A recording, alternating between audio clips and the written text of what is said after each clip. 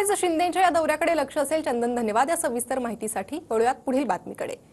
तर उपमुख्यमंत्री अजित पवार मंत्री धनंजय मुंडेंच्या पाठीशी आहे. धनंजय मुंडे जोपर्यंत दोषी ठरत नाही तोपर्यंत कारवाई नाही.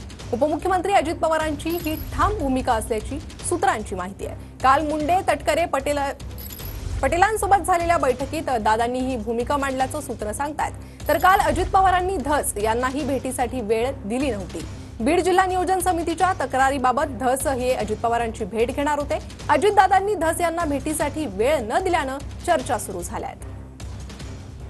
तर दोषी ठरत नाही तोवर मुंडेंवर कारवाई नाही, अजित पवारांची ही भूमिका कायम आहे अशी माहिती सूत्रांनी दिली आहे. तर दुसरीकडे काल अजित पवारांनी धस यांना भेटीसाठी वेळ दिली नव्हती.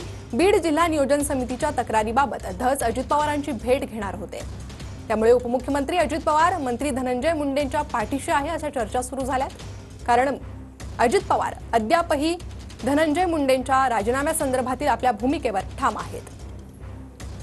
एक बैठक झाली अजित पवारांच्या या निवासस्थानी. त्या ठिकाणी धनंजय मुंडे हे भेटीला आले होते व अजित पवारांनी त्यांची पाठराखण केलेली आहे. व अजित पवार असं देखील म्हणतात की दोषी असेल तर आपण कारवाई करू.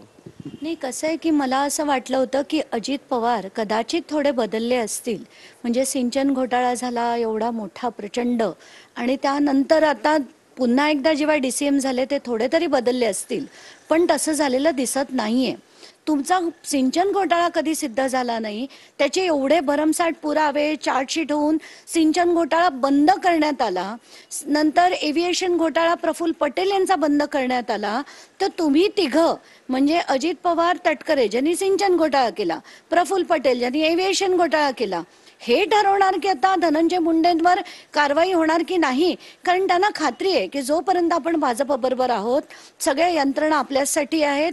आपले कुठलेही पुरावे कितीही स्ट्रॉंग असले तरी ते सिद्ध होणार नाहीत, कारण यंत्रणा आपल्या हातात आहेत. तोपर्यंत काहीच करायचं नाही असं त्यांनी जर निर्णय घेतला असेल तर त्यांना आता तडाखा जो आहे तो कोर्टाकडनं मिळाला पाहिजे असंच मला स्पष्टपणे दिसतंय.